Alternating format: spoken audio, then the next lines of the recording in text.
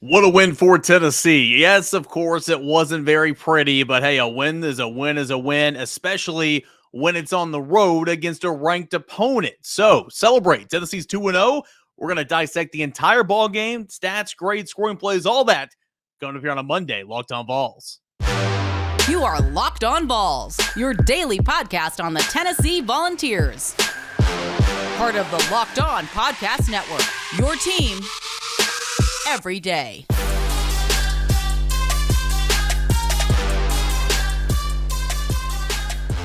What is good, everybody? Welcome into it. This is your Monday edition of Locked On Vols, and as always, we've got plenty to discuss. I'm your host, Eric Kane. So glad to have you guys along here for the ride. And today's episode is brought to you in part by Underdog. Sign up for the UnderdogFantasy.com with the promo code Locked On and get your first deposit doubled up to $100. Big thanks to Underdog Fantasy for helping us out here with a little bit of a Monday show. Okay, so we got a big show coming up. Tennessee, a 34-27 win over Pittsburgh. Over the weekend, the Vols are 2-0, have Akron this week, and then the big showdown against Florida coming up in 2 weeks at Neyland Stadium. I'm your host, Eric Kane. So glad to have you guys along for the ride. Joining me here today on Locked On Vols. Really do appreciate it. It is a Monday. It's a new week, and so we're starting off your week strong here with Locked On Vols, where you can find anywhere for your first listen.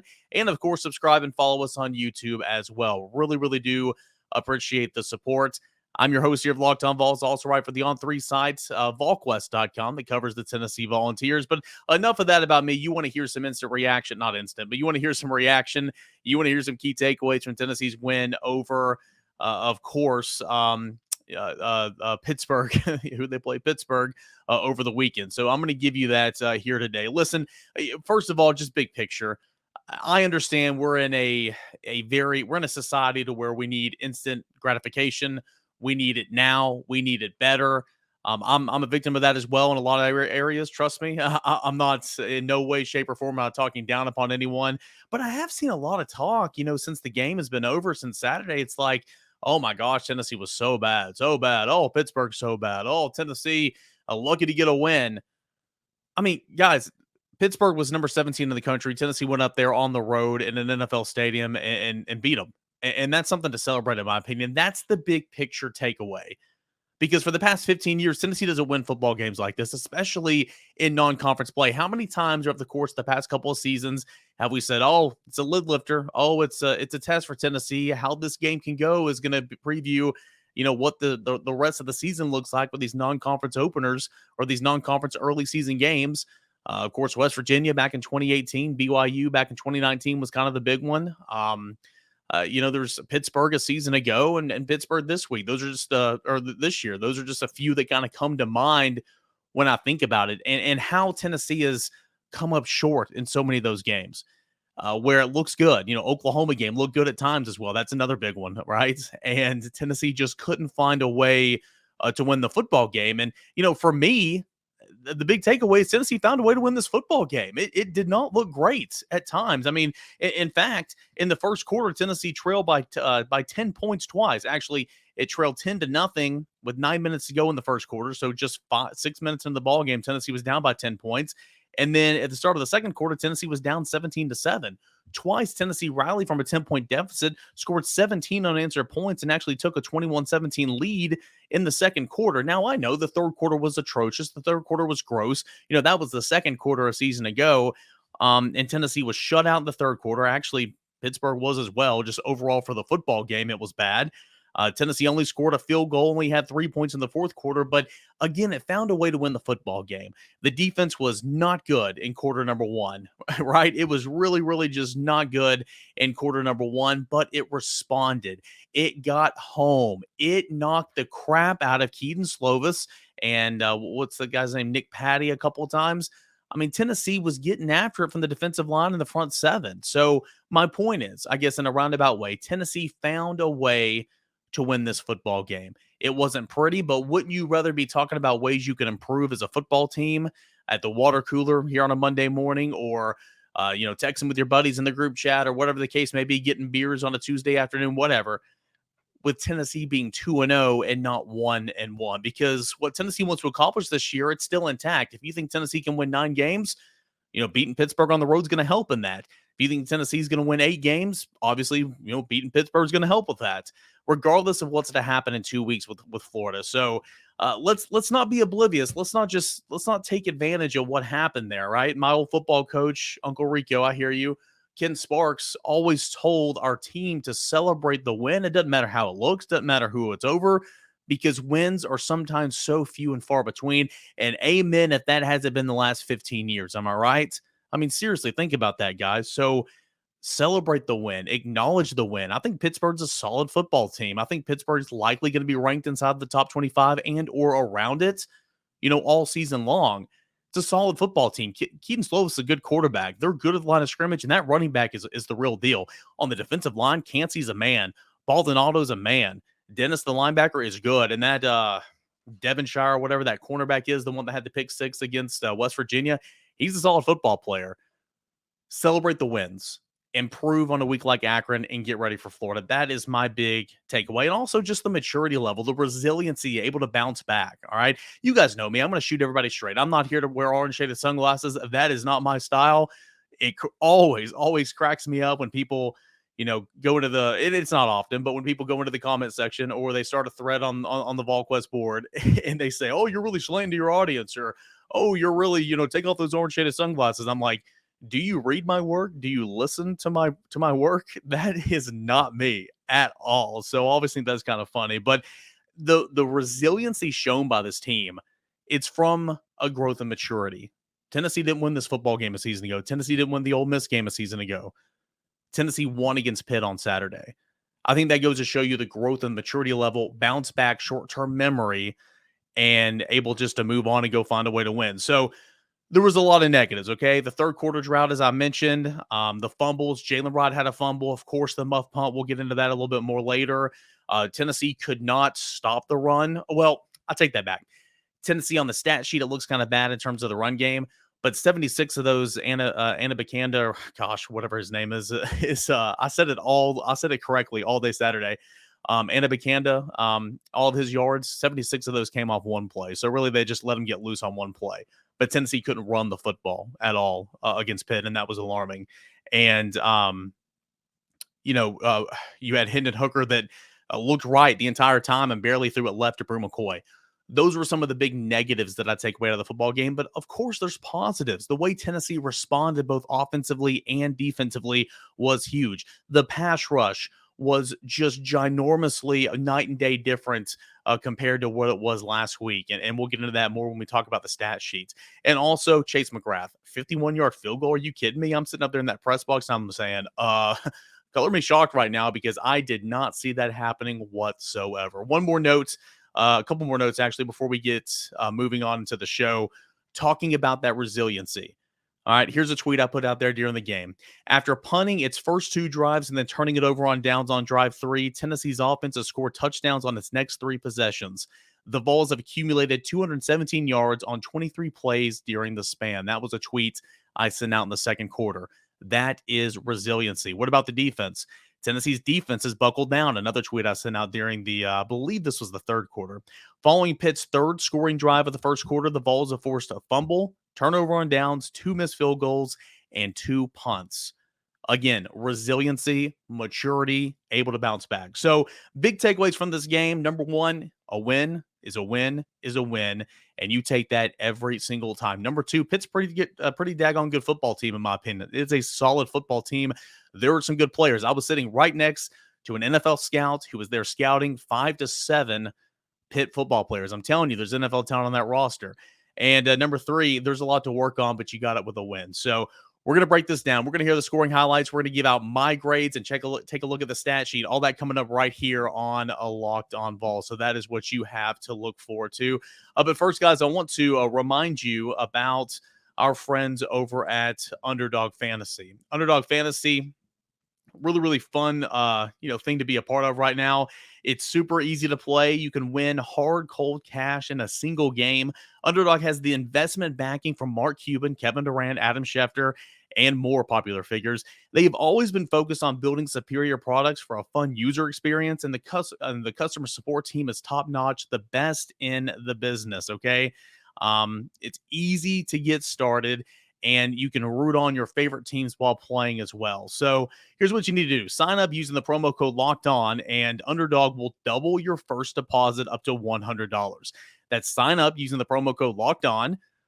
Underdog will double your first deposit up to $100. Deposit $100 and you get $100 for free. Go to UnderdogFantasy.com or find the Underdog Fantasy app in the App Store or Google Play Store. That's Underdog Fantasy, promo code Locked On. Get in the college football pick'em action today with Underdog Fantasy. All right, guys, welcome into your Monday edition of Locked On Vols. Really glad to have you guys along for the ride discussing Tennessee's 34-27 win in overtime at Pittsburgh. I was in Pittsburgh all weekend long. Had an absolute blast. Got up there Friday morning, walked around. They call it Market Square right down there in downtown Pittsburgh, kind of like what we have here in Knoxville. Awesome shops, good food, good people. And I got to tell you guys, I probably saw a lot of you guys listening right now. Maybe not a lot, maybe a couple. I saw a lot of Volquesters. It was really cool. There was a tons of orange everywhere I turned to. So that was really, really cool to see. I saw more people from Knoxville this weekend than I thought I'd ever see. So was an absolute blast. Stayed in an awesome hotel, covering a game at an NFL stadium, a beautiful stadium. I've been to Pittsburgh before. I went to the Pirates game. Set up top and was able to see Albert Pujols not hit a home run over the weekend. He didn't hit one while I was there, but still really, really great game at PNC Park. I love Pittsburgh. I've been there before. I was happy to go back again. So I had an absolute blast. Those of you listening who were in Pittsburgh as well, feel free to comment and let me know what you liked about the city, because obviously outside of the game, the city was really, really cool too. So nonetheless, Tennessee, a 34-27 win over Pittsburgh on the road. And as I always do here on Mondays, post-game from the game on Saturday, courtesy of the Vol Radio Network, I want to let you guys hear what it sounds like from Bob Kessling, again, of the Vol Radio Network. You guys listen all across Tennessee radio airwaves across the state and the southeastern region. So I want to bring that out for you guys right now. But as we go through the scoring plays, again, I have written permission from the Vol Radio Network to play this, so we'll get into it right now. It was not a good start for Tennessee whatsoever, okay?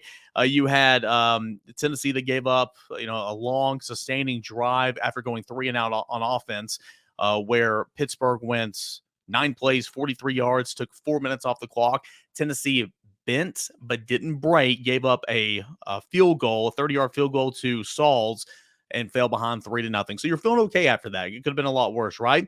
Well, then you saw it, the long run, the biggest run of the day, and the majority of the rushing yards for Israel Anabenakanda. That's how you say his name. 76 yards on a play where Jalen McCullough took a horrific angle, and Tennessee sat behind 10-0 just 6 minutes into the ball game. So Tennessee's trailing 10-0. Later on in the first quarter, just over a minute remaining, you had a Jacob Warren pass that sent you all the way down to the 1-yard run. Jabari Small got Tennessee on the board first with this 1-yard touchdown run. First and goal at the 1. They hand to the tailback, and Jabari Small powers in for a Tennessee touchdown. Set up on a great play as Hooker fires it over the middle to Jacob Warren. He takes it down to the 1, and then Tennessee caps it off with a 1-yard run from Jabari Small. So then Tennessee was down just by 3, 10-7, the Pittsburgh lead with just a minute left in the first quarter. Pittsburgh would add to that total 2 minutes into the second quarter. It was a Gavin Bartholomew 57-yard touchdown reception from Keaton Slovis, the big tight end, down the sideline. When we saw the tape, we saw Trayvon Flowers get hurdled. It did not look pretty, but just like that, Tennessee had a 10-point deficit for the second time in the early going of this football game, as after that touchdown, the Vols trailed 17-7. Now, Tennessee jumps on the board. Brew McCoy, his first reception of the game, it was a big one, a 32-yard touchdown, a catch down the sideline from Hendon Hooker where he was pushed out of bounds, came back in, made that highlight catch. I'm not sure what Pat Narduzzi was trying to challenge. Clearly, they were hand checking. He was forced out of bounds. I really don't know what Narduzzi was trying to challenge there, but nonetheless, it held up in Tennessee within 3 at 17-14 after Brew McCoy's touchdown reception. First and 10. Vols at the Pitt 32-yard line. Hooker with Jabari Small to his left. Back to throw. Sets up. Looks. Going for fires Brew. Long to the end zone. The pass is going to be caught for a Tennessee touchdown. And that's a catch by Brew McCoy. He got behind the cornerback on this near side. He beat battle to the back of the end zone and a 32-yard strike to Brew McCoy. Then following a long 61 yards, I believe is what it was, reception from Cedric Tillman down the sideline. Jabari Small again rumbles in from 1 yard away to give Tennessee its first lead of the ball game, 21-17, with 4:56 left in the second quarter. Jabari Small next to Hendon Hooker. They'll try Small, and he'll power in for a Tennessee touchdown. Running right behind the middle of the Tennessee offensive front, Cooper Mays, Jerome Carbon, and Javonte Spraggins. On the touchdown goes to Jabari Small, but it was set up by Cedric Tillman on that great catch from Hendon Hooker. I'll tell you what, Jabari Small, we'll get into the stats here in a little bit in my grades coming up in segment 3. But if you had Jabari Small on your fantasy football team with Underdog Fantasy, I'm telling you, he performed well for you, because at one point in time in this football game, he had 2 carries for 8 yards and 2 touchdowns. So he was performing very, very well, or 4 carries, 8 yards, 2 touchdowns, whatever it was. He was performing very, very well. So Tennessee 21-17 with 4:56 left in the second quarter. Tyler Barron, a strip sack of Keaton Slovis, gets the football back for the University of Tennessee, and Chase McGrath hits a 37-yard field goal as time expires in the second quarter, and Tennessee takes a 24-17 lead into the locker room. It was Pittsburgh that got on the board first in the second half, a 35-yard field goal, making the score 24-20. But then Chase McGrath later in the fourth quarter, after Tennessee was shut out in the third quarter for the most part, he comes on and hits a 51-yard field goal. I'm sitting in the press box, and I'm looking at Austin Price to my left, the scout to my right, and some of my other media folk right above me. And I'm telling you guys, I'm like, no way. And that's no disrespect to Chase McGrath. It's just he does not have the leg. He is a very accurate kicker and consistent kicker, 35 in. He doesn't have a leg. Also, he was very inconsistent in training camp. So 51 yards, I was like, no way. Paxton Brooks to hold. Snap is down. Kick on the way. McGrath boots it high and long, and good. McGrath, a 51-yard field goal. Lo and behold, he nailed it. So good for Chase McGrath and bad on me. Am I right? Tennessee took a 27-20 lead at that point in time. You had Pittsburgh that got back on the board, making it 27-all with a Jared Wayne touchdown pass from Nick Patty, who was in the football game, from Keaton Slovis, of course. With just under 3 minutes left in the ball game, we're all tied at 27-all. Tennessee has the football, tries to do a play, but then it just kind of runs out the clock, punts it back to Pittsburgh. They take a knee, and then we're playing for overtime. So then we get into the overtime period. Tennessee gets the football first. It's evident they want Hendon Hooker to win this football game with his legs. Looked like he was going to do it, but Gerald Mincy got called for holding. It comes back. The very next play, Hendon Hooker goes deep, 28 yards to Cedric Tillman down the sideline. He works up the pocket, throws a laser. Hooker comes back for it, and that's how Tennessee had the game-winning touchdown, 34-27 on this connection from Hendon Hooker to Cedric Tillman. Second down, 13. Tennessee in overtime, back at its own 28-yard line. Oh, my. Here comes 87 up the middle. Hooker back to throw. He's got time. Looks. Fires for the end zone. That pass is going to be caught by Tennessee. Cedric Tillman, touchdown. Hooker had time. Tillman made a great recovery. He was going one-on-one against M.J. Devonshire, made an adjustment on the ball, came back to get it, and hauls in a 28-yard touchdown pass to take the lead in overtime. And then, of course, Pittsburgh had a chance to answer. They moved up. They moved within the 10-yard line, but then the guy who muffed the punt late in the football game, Trayvon Flowers, redeemed himself, a sack coming off the edge, sacking Nick Patty with a 12-yard loss, making it 4th and goal from the 20-yard line. And Tennessee was able to hold on and win the football game. Here's how it sounded from Bob Kessling on the Vol Radio Network. Pass over the middle. Mumfield is incomplete. Down at the 2-yard line, and Tennessee has won in overtime at Pittsburgh. Again, that audio is courtesy of the Vol Radio Network. I have written permission to play this here on Locked On Vol, so I appreciate them. That's how it sounded. That's how Tennessee's scoring plays kind of sounded in this football game. And I know a lot of you guys were listening along if you weren't watching on your televisions. But that is kind of how it sounded. And because of the win for Tennessee, the Volunteers move from 24th in the AP poll all the way up to number 15. They jump up 9 spots following that 34-27 win on the road at Pitt. Now, some other surprises in the top 25. I don't want to call them surprises, but Alabama just got by Texas. They slide from 1 down to 2. Georgia moves up to the number 1 spot. Ohio State stays at number 3. Michigan and Clemson stay at 4 and 5. Oklahoma moves up 1 spot to 6. USC moves up 3 spots to number 7. Oklahoma State moves up 3 spots to 8. Kentucky, after beating Florida, moves up 11 spots to number 9. You have 4 SEC teams ranked inside the top 10. Georgia at 1, Alabama at 2, Kentucky at 9, and Arkansas, after a win at South Carolina, of course, a win over Cincinnati a week ago, up 6 spots to number 10. So goodness gracious, 4 SEC teams inside the top 10. You had BYU that jumped up 9 spots to 12. I skipped over Michigan State at 11. Miami up 2 spots to 13. Utah slides back a spot to number 14. And then Tennessee sitting at number 15, of course, again, over that win against Pittsburgh. The rest of the top 25, NC State's at 16, Baylor at 17. Florida goes from number 12 back to number 18 after the loss to Kentucky. Wake Forest is at 19. Ole Miss is at 20. Texas is at 21. Penn State is at 22. Pittsburgh slides back from 17 to 24th.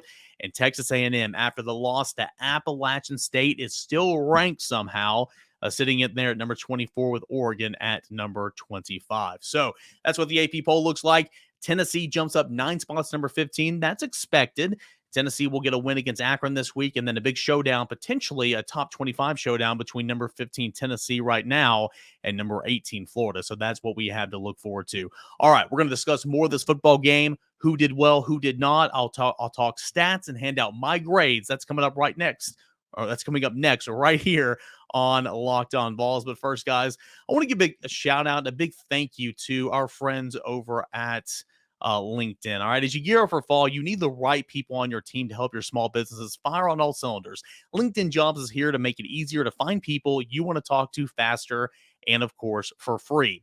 Create job posts in minutes on LinkedIn Jobs to reach your network and beyond, the largest professional network of over 810 million people. Then add your job with the purple hashtag hiring frame to your LinkedIn profile to spread the word that you're hiring so your network can help you find the right people to hire. Simple tools like screening questions make it easy to focus on candidates with just the right skills and experiences so you can quickly prioritize who you'd like to interview and hire. It's why small businesses rank LinkedIn Jobs number 1 in delivering quality hires versus the leading competitors. LinkedIn Jobs helps you find the candidates you want to talk to faster.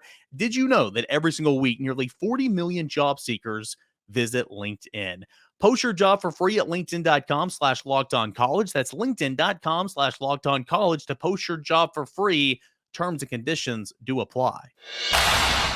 All right, guys, welcome back into Locked On Vols this Monday show. Haven't mentioned it yet, but a lot of you guys have already been sending them in. Twitter Tuesday coming up tomorrow. DM me any questions, comments, concerns you have on the game, on Tennessee, recruiting, hoops, baseball, football, whatever you want. Any questions you just want to ask me, that's at _Caner and at Locked On Vols. Twitter Tuesday is coming up on tomorrow's show. All right, so to conclude this edition of Locked On Vols here on a Monday, we continue to discuss Tennessee, the football win at Pittsburgh, 34-27 was that victory for the Volunteers. And quickly, we'll go over some of the stats that stood out to me.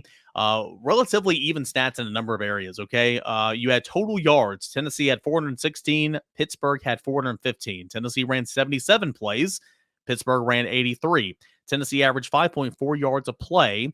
You had Pittsburgh that averaged 5 yards a play. Penalties, Tennessee hurt themselves, 7 for 70. While Pittsburgh had 5 for 28. Yards passing, 325 for the Volunteers, 274 for Pittsburgh. Rushing, not a good day for Tennessee, 91 yards on the ground. Pittsburgh, 141. But remember, 76 of those came off one Banaconda run himself. And first downs, Tennessee had 20. Pittsburgh had 21. The turnover battle, both teams had 2, so it was even. Tennessee had 2 fumbles. Jalen Wright fumbling in the third quarter. He did not come back into that football game after that fumble. And Trayvon Flowers, of course, the muff punt there late in the football game. That was just not good for Tennessee.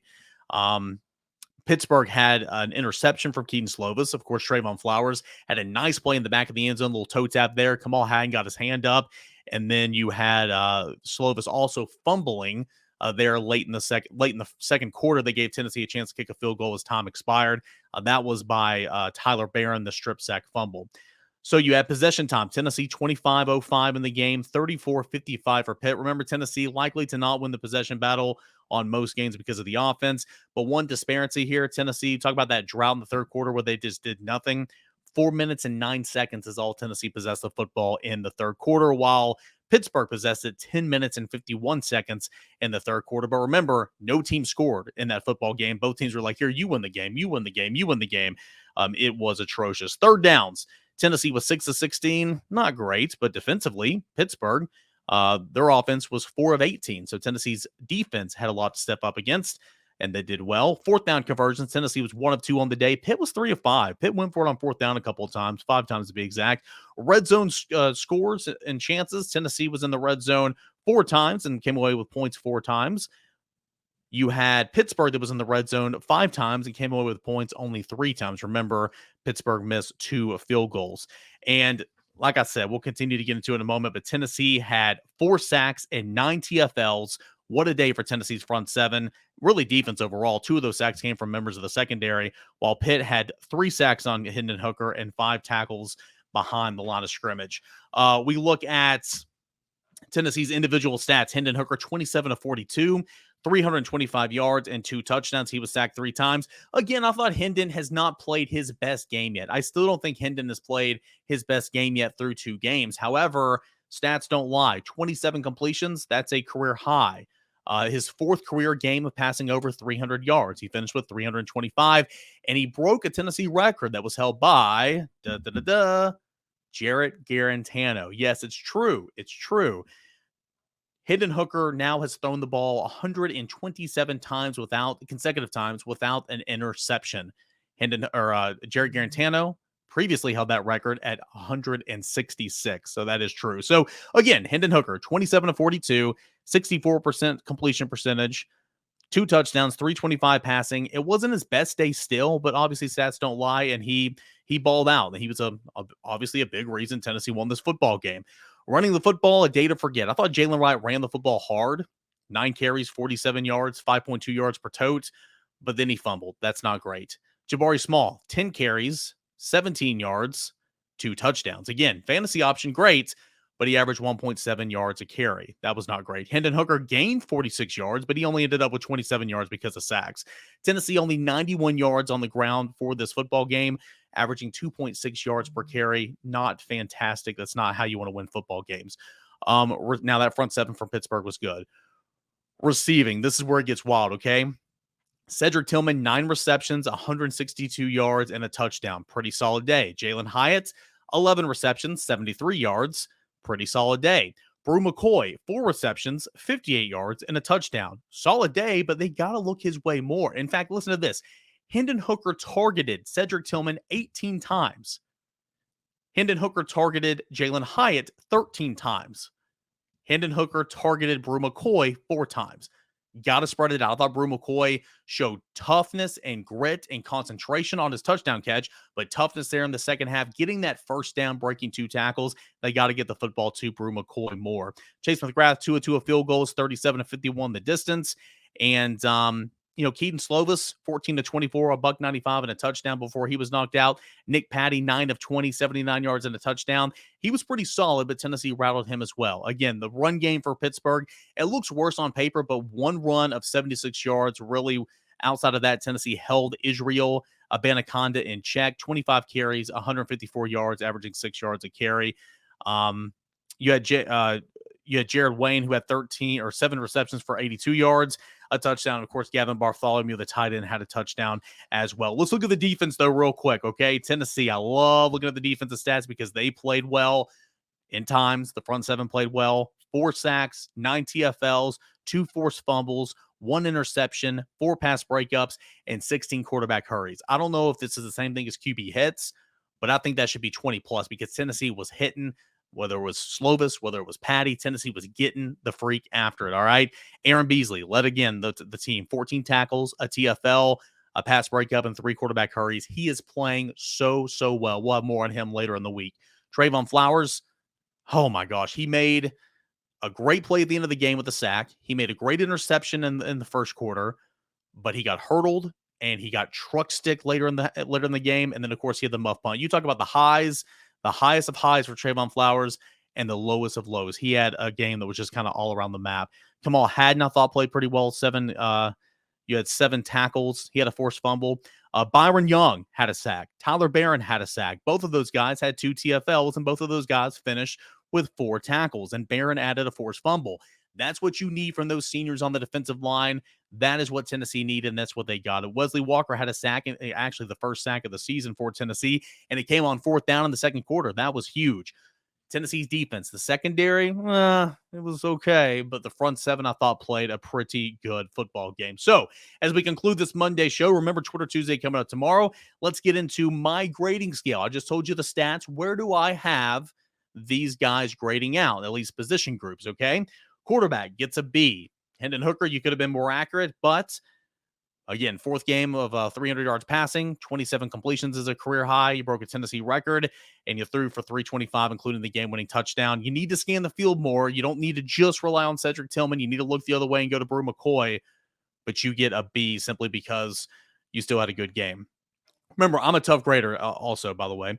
Running backs get a D. Not only did they not have success running the football for the most part, but blocking was not great. What Pittsburgh does, they disguise, they twist, they turn, they blitz from the second level. They were relied on to pick up those blitzers, and they failed a lot of the times. Jalen Wright, Jabari Small, as with the tight ends as well. That's why I'm giving the tight ends a C-. Blocking was not great for the tight ends when they were in an H-back. Princeton Fant gave up a sack one time, and of course he had a penalty when he didn't even try to hide that he was blocking on a slant from McCoy. So the tight ends get a C-. The wide receivers get an A. Cedric Tillman had a couple of drops. He did. He dropped what could have been a touchdown. He dropped what could have been another touchdown earlier in the game, and then he dropped one on 4th down. I think he had 3 drops, but still he had a solid football game. I mean, just look at the stats. So because of the Tillman drops, I'll say it's an A- for the wide receivers, but Brew played great, and I thought Jalen Hyatt played really well as well. The offensive line is going to get a C-. 3 sacks, 5 TFLs, and no run game. I thought the offensive line was overmatched at points and times by that front 7, but again, you still scored over 30 points. And you got the football, you got the win, so you're not going to get a failing grade if you're the offensive line. Let's move to defense. Defensive line gets an A. This defensive line unit. Now, overall, I already mentioned the sacks and the TFL numbers, but for the defensive line, 2 sacks, 5 TFLs, a pass breakup, and tons of quarterback hits. I thought Karad Garland played well. I thought Omari Thomas played very, very well. Those 2 guys got their big mitts up and deflected some passes. That is what you teach if you're Rodney Garner. Defensive line gets an A in my book. Was it perfect? No, but you get an A. Linebackers get an A- simply because Aaron Beasley was all over the place. He had a great game. We'll talk more Aaron Beasley as the week goes on. Has he improved? We'll see if that can hold up in SEC play. Jeremy Banks didn't play bad, but Aaron Beasley is the reason they got an A-. Defensive backs, you get a C. I thought Burrell struggled a little bit. I thought Flowers obviously struggled at points in time. I thought Kamal hadn't played well. Quickly, the breakdown. Burrell was targeted 10 times. He gave up 7 receptions for 71 yards and a touchdown. That touchdown, though, late in the 4th quarter, that was a great throw and an even better catch. But Burrell gave up a 70% completion percentage while he was the primary defender. 10 targets, 7 receptions. That's not great. Kamal Hadden, on the other hand, was targeted 10 times, gave up 4 receptions for 42 yards. So I'll give the secondary, though. Walker had a key sack. McDonald, played pretty well. Thought the safeties, they took some bad angles. McCullough on that long touchdown run. You did have an interception. You had to some key plays from Trayvon Flowers. I'll give it a C-. Special teams is a C-. Simply put, I hear you with McGrath, but you had a punt block. That is not great. You had a punt block, and Pitt was able to score 10 points off turnovers from Tennessee. Not great. You can't let that happen. So you get a C-. And coaching, I'm going to give an A. Really, I thought Tim Banks dialed it up, was not vanilla. Was pressuring all game long, and I thought that was the reason. Tennessee won this football game. They just kept hitting the quarterback. Heupel there at the end of regulation, knowing that you didn't want to give them any time whatsoever. Let that clock run down before punting it away. I thought that was a good move. Coaching, I'll give it an A. But overall, quarterback a B, running back a D, wide receivers A-, tight end C-, offensive line C-, defensive line A, linebackers A-, defensive back C-, special teams C-, and coaching is an A. But Tennessee gets the win, 34-27. That's the most important thing to remember here. The Volunteers pick up a road win in overtime against a ranked opponent. That's going to do it here for this edition of Locked On Vols. Twitter Tuesday is coming up tomorrow. Get me in your questions, your comments, your concerns, anything you got. Twitter Tuesday on tomorrow's show. Thank you so much for making Locked On Balls your first listen. Now make Locked On SEC your second listen every day. Host Chris Gordy and local experts of Locked On take you across the SEC in 30 minutes or less. Make Locked On Balls your second listen right behind Locked On Balls, which is your first listen each and every day. Don't forget to subscribe to the YouTube channel and listen to us wherever you find your podcast. Can't thank you enough. Can't wait to do Twitter Tuesday tomorrow. We'll have the PFF grades coming up either tomorrow or Wednesday as well. Until then, guys, enjoy the rest of your Monday.